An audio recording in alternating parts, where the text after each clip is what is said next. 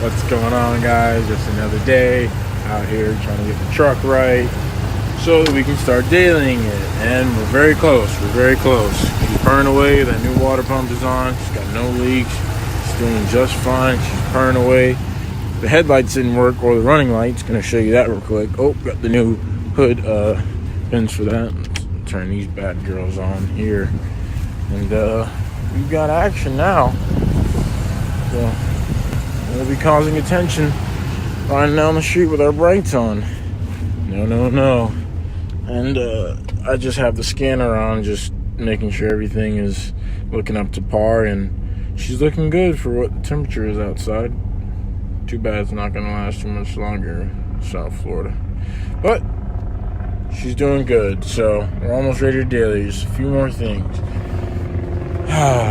Can't wait, man. Loving my Hemi.